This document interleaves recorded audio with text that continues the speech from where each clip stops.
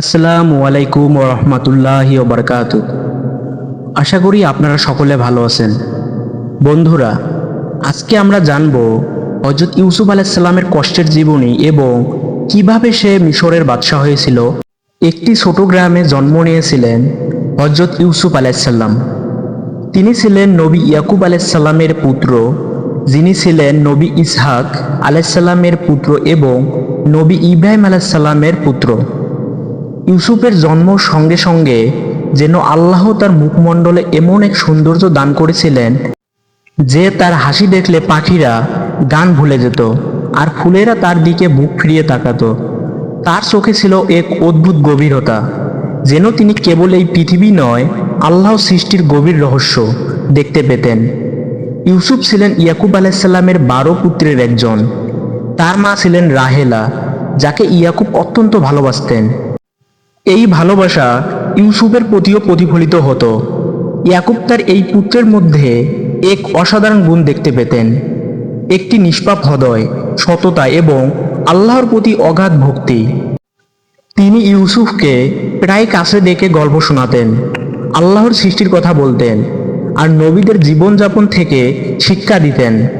ইউসুফের কৌতূহলী মন সেই গল্পে ডুবে যেত, আর তিনি পিতার কাছ থেকে শিখতেন কিভাবে জীবনে ধৈর্য ও বিশ্বাস ধরে রাখতে হয়। ইউসুফের শৈশব ছিল আনন্দে ভরা। তিনি ভাইদের সঙ্গে মাঠে দৌড়ে বেড়াতেন,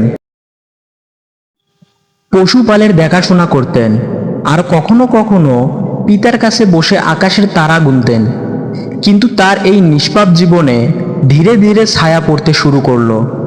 তার ভাইয়েরা, বিশেষ করে লিয়া নামক তার পিতার অন্য স্ত্রীর সন্তানেরা ইউসুফের প্রতি পিতার অতিরিক্ত ভালোবাসা দেখে ঈর্ষায় জ্বলতে লাগল। ইয়াকুব ইউসুফকে একটি রঙিন জামা উপহার দিলেন, যা ছিল তার ভালোবাসার প্রতীক। এই জামা দেখে ভাইদের মনে ঈর্ষার আগুন আরও বেড়ে গেল। তারা ফিসফিস করে বলতো, কেন বাবা ইউসুফকে এত ভালোবাসতেন? আমরা কি তার সন্তান নই? এই ঈর্ষার মধ্যেও ইউসুফের জীবনে এলো একটি ঐশ্বরিক ঘটনা। তার স্বপ্ন, এক রাতে যখন আকাশে তারারা জ্বলজ্বল করছিল, ইউসুফ একটি অদ্ভুত স্বপ্ন দেখলেন। তিনি দেখলেন 11টি তারা ও সূর্য এবং চাঁদ তার সামনে সিজদা করছে। স্বপ্নটি ছিল এতটাই প্রাণবন্ত যে ইউসুফ সকালে উঠেই তার পিতার কাছে ছুটে গেলেন। তিনি বললেন, আব্বা, আমি একটি অদ্ভুত স্বপ্ন দেখেছি। আমি দেখলাম 11টি তারা, সূর্য আর চাঁদ আমাকে সিজদা করছে। এর মানে কি? ইয়াকুব আলাইহিস সালাম স্বপ্নের কথা শুনে গভীর চিন্তায় ডুবে গেলেন। তিনি ছিলেন আল্লাহর নবী এবং তার হৃদয়ে আল্লাহর প্রতি অগাধ বিশ্বাস ছিল। তিনি বুঝলেন এই স্বপ্ন কোনো সাধারণ স্বপ্ন নয়, এটি আল্লাহর পক্ষ থেকে ইউসুফের ভবিষ্যৎ মর্যাদার ইঙ্গিত। তিনি ইউসুফকে বললেন, বৎস, এই স্বপ্ন তোমার ভাইদের কাছে বলো না। তারা তোমার প্রতি ঈর্ষান্বিত, আর এই স্বপ্ন শুনলে তাদের মনে শয়তান ষড়যন্ত্রের বীজ বপন করতে পারে। ইউসুফ পিতার কথা মেনে নিলেন, কিন্তু তার নিষ্পাপ হৃদয়ে কোনো ভয় ছিল না। তিনি আল্লাহর ওপর ভরসা রাখতেন এবং বিশ্বাস করতেন যে তার জীবন আল্লাহর পরিকল্পনার অধীনে চলছে। কিন্তু ভাগ্যের চাকা ঘুরতে শুরু করলো। ইউসুফের ভাইয়েরা তার স্বপ্নের কথা কোনোভাবে জেনে গেল। কেউ কেউ বলে ইউসুফ নিজেই ভাইদের সঙ্গে স্বপ্নের কথা ভাগ করে নিয়েছিলেন। আবার কেউ বলে তারা পিতার সঙ্গে ইউসুফের কথোপকথন শুনে ফেলছিল। যাই হোক, এই স্বপ্ন তাদের ঈর্ষাকে আরও উৎসে দিল। তারা মনে মনে ভাবল, ইউসুফ কি আমাদের চেয়ে বড় হবে? সে কি আমাদের উপরে শাসন করবে? তাদের মনে ঈর্ষা এবং ক্রোধ জমতে লাগলো, আর তারা একটি ভয়ঙ্কর পরিকল্পনা করল। একদিন তারা ইয়াকুব আলাইহিস সালামের কাছে এসে বলল, আব্বা, আমরা ইউসুফকে আমাদের সঙ্গে মাঠে নিয়ে যেতে চাই। সে আমাদের সঙ্গে খেলবে আর আমরা পশুপালনের দেখাশোনা করব। ইয়াকুব প্রথমে দ্বিধা করলেন। তিনি জানতেন ভাইদের মনে ইউসুফের প্রতি ঈর্ষা রয়েছে, কিন্তু ইউসুফের উৎসাহী মুখ দেখে তিনি রাজি হলেন। তিনি বললেন, ঠিক আছে, তাকে নিয়ে যাও, কিন্তু তার প্রতি যত্ন নিও। ইউসুফ খুশিতে ঝলমল করে উঠলেন। তিনি তার রঙিন জামা পরে ভাইদের সঙ্গে মাঠের দিকে রওনা দিলেন। জানতেন না যে এই যাত্রা তার জীবনে এক নতুন অধ্যায়ের সূচনা করবে। হযরত ইউসুফ আলাইহিসসালামের ভাইয়েরা তাকে অনেক মারধর করে এবং একটি কাফিলার কাছে তাকে বিক্রি করে দেয়, এবং কাফিলার লোকেরা মিশরে নিয়ে গিয়ে ইউসুফ আলাইহিসসালামকে আজিজে মিশরের কাছে বিক্রি করে দেয়। এখন আমরা জানব ইউসুফ আলাইহিসসালামের জীবনের পার্ট 2। ইউসুফ আলাইহিসসালাম রাজপ্রাসাদে কিভাবে জীবনযাপন করেছিলেন সেই সম্পর্কে আলোচনা করব। প্রলোভন ও কারাগারে মিশরের প্রাসাদে যেখানে নীল নদের স্রোতের শব্দ দূর থেকে ভেসে আসত, হযরত ইউসুফ আলাইহিসসালাম আজিজে মিশরের ঘরে একজন দাস হিসাবে জীবনযাপন করেছিলেন। কিন্তু তার সততা, বুদ্ধিমত্তা এবং আল্লাহর প্রতি অগাধ বিশ্বাস তাকে সাধারণ দাসের পরিচয় থেকে অনেক উপরে তুলে নিয়ে গিয়েছিলেন। আজিজে মিশর, যিনি ছিলেন মিশরের একজন উচ্চপদস্থ কর্মকর্তা, ইউসুফের গুণাবলী লক্ষ্য করেছিলেন। তিনি ইউসুফকে তার ঘরের ব্যবস্থাপনার দায়িত্ব দিয়েছিলেন। ইউসুফের হাতে যা কিছু স্পর্শ করত তাতে যেন আল্লাহর বরকত নেমে আসত। প্রসাদের সম্পদ বাড়তে লাগলো আর ইউসুফের খ্যাতি ছড়িয়ে পড়ল। কিন্তু এই প্রসাদের ঝলমলে পরিবেশে লুকিয়ে ছিল এক নতুন পরীক্ষা। আজিজের স্ত্রী, যিনি ইতিহাসের জুলাইখা নামে পরিচিত, ইউসুফের অপূর্ব সৌন্দর্য মুগ্ধ হয়ে পড়লেন। ইউসুফের মুখমণ্ডল ছিল এমনই মায়াবী যে তার দিকে তাকালে মনে হতো যেন আকাশের চাঁদ পৃথিবীতে নেমে এসেছে। জুলাইখার হৃদয়ে শয়তান প্রবেশ করল এবং সে ইউসুফকে পাপের পথে ডাকতে শুরু করলো। একদিন যখন প্রাসাদে কেউ ছিল না, জুলাইখা ইউসুফকে একটি নির্জন কক্ষে ডেকে পাঠালো। সে দরজা বন্ধ করে দিয়ে তাকে প্রলোভন দেখালো এবং বলল, এসো, আমার কাছে এসো। ইউসুফ আলাইহিসসালাম এর হৃদয়ে আল্লাহর ভয় ছিল অটুট। তিনি তৎক্ষণাৎ ওই রুম থেকে যাওয়ার চেষ্টা করল এবং আজিজে মিশরের সাথে দেখা হলো। আজিজে মিশর বলল, ইউসুফ, তুমি এখানে কি করছো? তখন জুলাইখা ছেঁড়া কাপড় সহ বেরিয়ে আসলো। তখন জুলাইখাকে জিজ্ঞেস করলো, জুলাইখা, তোমার কাপড় ছেঁড়া কেন? তখন জুলাইখা বলল, ইউসুফ আমার ইজ্জত হরণ করার চেষ্টা করেছিল। তখন ইউসুফ আলাইহিসসালাম বলল, আজিজে মিশর, আমি এটা করিনি, উনি আমার উপর ইলজাম দিচ্ছেন। তখন আজিজে মিশর বলল, তোমার কি কোনো প্রমাণ আছে? ইউসুফ আলাইহিসসালাম অনেক ভেবে দেখার পর তিনি বুঝলেন, যখন তিনি জুলাইখার রুমে আসতে লাগলো তখন একটি শিশু কন্যা তাকে দেখেছিল, যার বয়স মাত্র 6 মাস। তখন আজিজে মিশরকে ইউসুফ আলাইহিসসালাম বললেন, হ্যাঁ, আমার প্রমাণ আছে। তখন বলল, কে তোমার প্রমাণ? তুমি তাকে ডাকো। তখন ইউসুফ আলাইহিসসালাম বললেন, বাহিরে যে কান্না করছেন 6 মাসের শিশু, তাকে এখানে ডাকা হোক। সেই শিশু কন্যাটি সাক্ষী দিবে আমি নির্দোষ। তখন জুলাইখা বলল, মাত্র 6 মাসের শিশু সাক্ষী দিবে? তখন আজিজে মিশর শিশু কন্যাটিকে ডাকলো এবং তাকে জিজ্ঞেস করলো। তখন সাথে সাথে ওই শিশু কন্যাটি জবাব দিলেন, যদি জুলাইখার পিছনের দিকে জামা ছেঁড়া থাকে তাহলে ইউসুফ দোষী, আর যদি জুলাইখার সামনের দিকে ছেঁড়া থাকে তাহলে জুলাইখা দোষী। তখন আজিজে মিশর দেখল জুলাইখার সামনের দিকে জামা ছেঁড়া। তখন আজিজে মিশর বুঝতে পারল যে জুলাইখা দোষী। জুলাইখা দোষী হওয়া সত্ত্বেও হযরত ইউসুফ আলাইহিসসালামকে কারাগারে নিক্ষেপ করলেন। বন্ধুরা, এখন আমরা জানব হযরত ইউসুফ আলাইহিসসালামের কারাগারের জীবনযাপন। অন্ধকার কারাগারে, যেখানে সূর্যের আলো কখনো পৌঁছাতো না, হযরত ইউসুফ আলাইহিসসালাম তার দিনগুলো কাটাচ্ছিলেন। জুলাইখা মিথ্যা অভিযোগের কারণে তাকে কারাগারে নিক্ষেপ করা হয়েছিল, কিন্তু তার হৃদয়ে ছিল আল্লাহর প্রতি অটল বিশ্বাস। তিনি জানতেন এই কষ্ট আল্লাহর পরিকল্পনার অংশ। কারাগারের ঠান্ডা পাথরের দেয়ালের মধ্যেও তার মুখ ছিল সেই নিষ্পাপ হাসি, যা দেখে অন্য বন্দীরা তার কাছে আকৃষ্ট হতো। তিনি তাদের সঙ্গে সদয় ব্যবহার করতেন, তাদের দুঃখের কথা শুনতেন এবং আল্লাহর পথে উপদেশ দিতেন। তার এই গুণের কারণে কারাগারে তার খ্যাতি ছড়িয়ে পড়ল। একদিন কারাগারে দুজন নতুন বন্দী এলেন। তারা ছিলেন মিশরের রাজার দরবারের দুজন কর্মচারী, একজন রাজার পানপাত্র বহনকারী এবং অপরজন রাজার রুটি প্রস্তুতকারী। তাদের বিরুদ্ধে রাজার সঙ্গে বিশ্বাসঘাতকতার অভিযোগ উঠেছিল। এক রাতে তারা দুজনই অদ্ভুত স্বপ্ন দেখলেন, যা তাদের মনে উৎকণ্ঠা জাগিয়ে উঠেছিল। সকালে তারা ইউসুফের কাছে এলেন এবং তারা তার সামনে তাদের স্বপ্নের কথা বর্ণনা করলেন। প্রথমে পানপত্র বহনকারী তার স্বপ্নের কথা বললেন। ইউসুফ মুচকি হেসে তাকে সান্ত্বনা দিলেন এবং বললেন, আল্লাহ আমাকে স্বপ্নের ব্যাখ্যার জ্ঞান দিয়েছেন। আমি তোমার স্বপ্নের মানে বলে দিচ্ছি। 3 দিন পর তুমি মুক্তি পাবে এবং রাজার দরবারে তোমার পূর্বের পদে ফিরে যাবে। কিন্তু আমার জন্য আল্লাহর কাছে প্রার্থনা করো যেন আমিও এই কারাগার থেকে মুক্তি পাই। অন্য বন্দী নানাভাই বললেন, আমি স্বপ্নে দেখলাম আমার মাথায় রুটির 3টি ঝুড়ি আছে আর পাখিরা এসে তা খাচ্ছে। ইউসুফ গভীর হয়ে বললেন, 3 দিন পর তোমাকে ফাঁসিতে ঝোলানো হবে আর পাখিরা তোমার মাংস খাবে।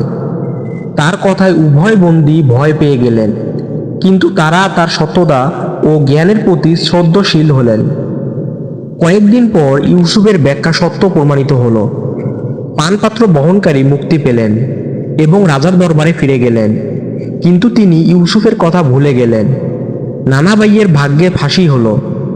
ইউসুফ কারাগারে রয়ে গেলেন, কিন্তু তার হৃদয়ের কোনো হতাশা ছিল না। তিনি আল্লাহর ওপর ভরসা রাখতেন, জানতেন যে তার সময় আসবে। রাজার স্বপ্ন। কয়েক বছর পর মিশরের রাজা একটি অদ্ভুত স্বপ্ন দেখলেন।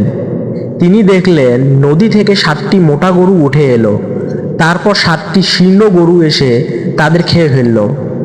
আবার তিনি দেখলেন 7টি সবুজ শীষের পাশে 7টি শুকনো শীষ গজালো, যারা সবুজ শীষগুলো গ্রাস করলো।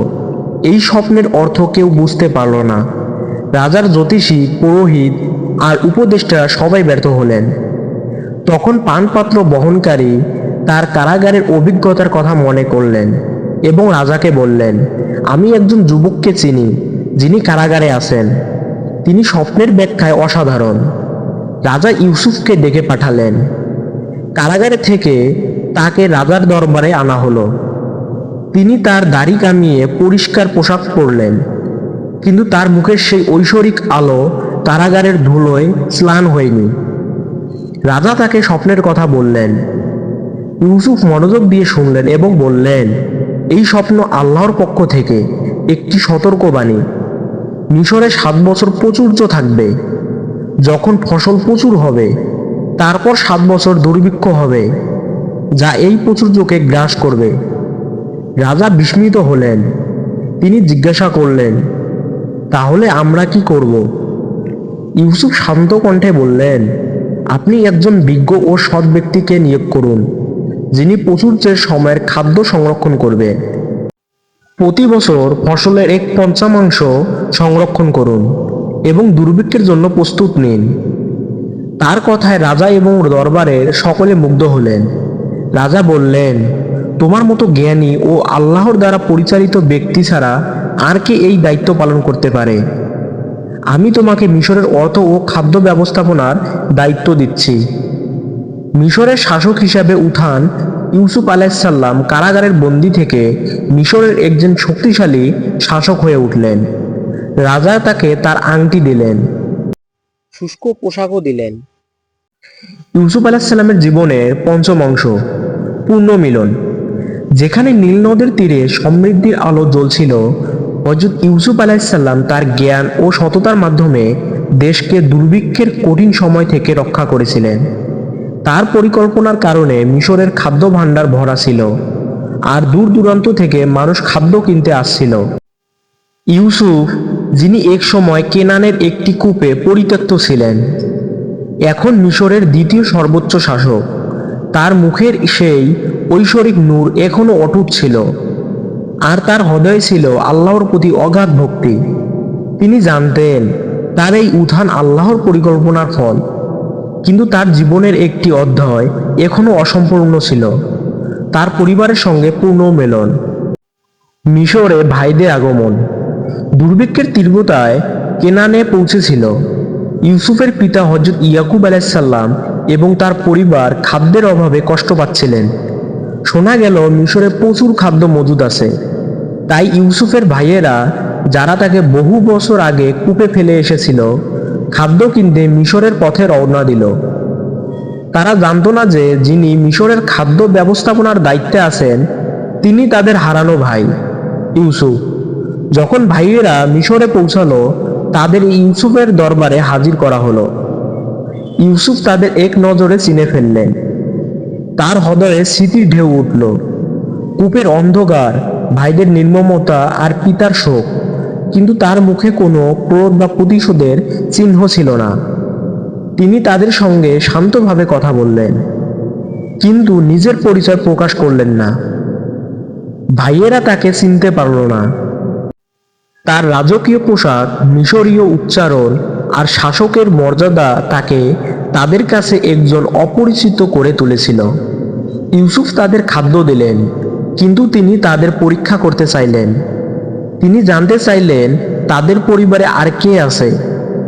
ভাইয়েরা বলল, আমাদের একজন বৃদ্ধ পিতা আছেন, আর আমাদের একটি ছোট ভাই বেনিয়ামিন, যিনি আমাদের পিতার প্রিয়। বেনিয়ামিন ছিলেন ইউসুফের সদর ভাই, রাহিলার আরেক পুত্র। ইউসুফের হৃদয়ে পিতা ও ভাইয়ের জন্য ভালোবাসা জেগে উঠল, কিন্তু তিনি শান্ত থাকলেন। তিনি বললেন, পরেরবার তোমরা তোমাদের ছোট ভাইকে নিয়ে আসবে, তবেই তোমাদের আরো খাদ্য দেওয়া হবে। আমরা এই পাঠে জানব ইউসুফ আলাইসাল্লামের ভাইয়েরা কিভাবে অনুতপ্ত হয়েছিল। ইউসুফ আলাইসাল্লামের ভাইয়েরা কেনানে ফিরে গেলেন এবং ইয়াকুব আলাইসাল্লামকে ঘটনার কথা জানালেন। ইয়াকুব আলাইসাল্লাম বেনিয়ামিনকে পাঠাতে রাজি হলেন না। তিনি ইউসুফকে হারানোর শোক এখনো ভোলেননি। আর বেনিয়ামিন ছিলেন তার একমাত্র সান্ত্বনা। কিন্তু দুর্ভিক্ষের তীব্রতা এবং ভাইদের অনুরোধে তিনি শেষ পর্যন্ত রাজি হলেন। তিনি বললেন, আল্লাহর ওপর ভরসা করো, তিনি আমার ছেলেদের রক্ষা করবেন। দ্বিতীয়বার ভাইয়েরা বেনিয়ামিনকে নিয়ে মিশরে এলো। ইউসুফ তার ছোট ভাইকে দেখে আবেগে আপ্লুত হলেন। তিনি তাদের আদর আপ্যায়ন করলেন, জোজ সভারা আয়োজন করলেন এবং বেনিয়ামিন বিশেষ সম্মান দেখালেন। কিন্তু তিনি আরেকটি পরীক্ষা পরিকল্পনা করলেন। তিনি তার লোকদের নির্দেশ দিলেন ভাইদের খাদ্যের থালিতে একটি রৌপ্য পানপাত্র লুকিয়ে রাখতে। যখন ভাইয়েরা ফিরে যাচ্ছিল, তখন ইউসুফের লোকেরা তাদের থামিয়ে তল্লাশি করল এবং বেনিয়ামিনের থলি থেকে পানপাত্র বের করল। তারা বলল, এটি চুরি, চোরকে আমাদের কাছে ফিরিয়ে দাও। ভাইয়েরা ভয়ে কাঁপতে লাগলো। তারা বলল, আমরা চোর নই, আমাদের ভাইয়ের কাছে এটি কিভাবে এলো আমরা জানি না। কিন্তু তারা বেনিয়ামিনকে হারানোর ভয়ে কাতর হয়ে পড়ল। তারা ইউসুফের কাছে ফিরে এলো এবং ক্ষমা প্রার্থনা করল। তাদের মধ্যে বড় ভাই বললেন, আমাদের পিতা এই কষ্ট সহ্য করতে পারবেন না, আমি বেনিয়ামিনের জায়গায় শাস্তি নিতে প্রস্তুত। ইউসুফ তাদের কথা শুনলেন এবং দেখলেন তাদের হৃদয়ে অনুতাপ জেগেছে। তারা আর সেই ঈর্ষান্বিত ভাইয়েরা নন যারা তাকে কূপে ফেলেছিল। পরিচয় প্রকাশ ও ক্ষমা। ইউসুফ তার নিজেকে লুকিয়ে রাখতে পারলেন না। তার চোখে অশ্রু ঝরল আর তিনি বললেন, আমি ইউসুফ, তোমাদের ভাই, যাকে তোমরা কূপে ফেলেছিলে। আজ আমি তোমাদের কোনো দোষ দিচ্ছি না, আল্লাহ আমাদের ক্ষমা করবেন। ভাইয়েরা বিস্ময়ে হতবাক হয়ে গেল। তারা তার পায়ে পড়ে ক্ষমা চাইল। তারা বলল, আমরা তোমার প্রতি অবিচার করেছি, আমাদের ক্ষমা করো। ইউসুফ তাদের জড়িয়ে ধরলেন এবং বললেন, এটি আল্লাহর পরিকল্পনা ছিল, তিনি আমাকে মিশরে পাঠিয়েছেন তোমাদের রক্ষা করার জন্য। ইউসুফ তার ভাইদের নির্দেশ দিলেন কেনানে ফিরে গিয়ে পিতা ইয়াকুব আলাইসাল্লাম এবং পুরো পরিবারকে মিশরে নিয়ে আসতে। ভাইয়েরা যখন ইয়াকুবের কাছে ফিরলেন এবং বললেন, ইউসুফ জীবিত, তিনি মিশরের শাসক। ইয়াকুব প্রথমে বিশ্বাস করতে পারলেন না। তিনি শোক ও কষ্টে তার দৃষ্টিশক্তি হারিয়েছিলেন, কিন্তু ইউসুফের জামা দেখে তার হৃদয়ে আশা জাগল। তিনি বললেন, আমি জানতাম আল্লাহ আমার ইউসুফকে রক্ষা করবেন। ইয়াকুব এবং তার পুরো পরিবার মিশরে এলেন। যখন ইউসুফ তার পিতাকে জড়িয়ে ধরলেন, তখন ইয়াকুবের চোখে থেকে অশ্রু ঝরল। তিনি বললেন, আল্লাহর শুকরিয়া, আমি আমার ইউসুফকে ফিরে পেয়েছি। সেই মুহূর্তে ইউসুফের শৈশব সেই স্বপ্ন পূর্ণ হলো। তার পিতামাতা এবং 11 ভাই তার সামনে সম্মান প্রকাশ করলেন। ইউসুফ বললেন, এটাই ছিল আমার সেই স্বপ্নের ব্যাখ্যা, যা আল্লাহর সত্যে পরিণত করেছেন। এখন এখান থেকে আমরা কি জীবন শিক্ষা পেলাম? ইউসুফ আলাইসাল্লামের জীবন আমাদের শেখায় ধৈর্য, ক্ষমা এবং আল্লাহর ওপর ভরসার গুরুত্ব। তিনি কূপের অন্ধকার, দাসত্বের অপমান এবং কারাগারের কষ্ট সহ্য করেছিলেন, কিন্তু কখনো তার বিশ্বাস হারাননি। তিনি প্রতিশোধের পরিবর্তে ক্ষমা বেছে নিয়েছিলেন এবং তার জ্ঞান ও সততা তাকে মিশরের শাসক বানিয়েছিল। তার জীবন আমাদের শেখায় যে কষ্টের পর সুখ আসে, যদি আমরা আল্লাহর পরিকল্পনায় বিশ্বাস রাখি।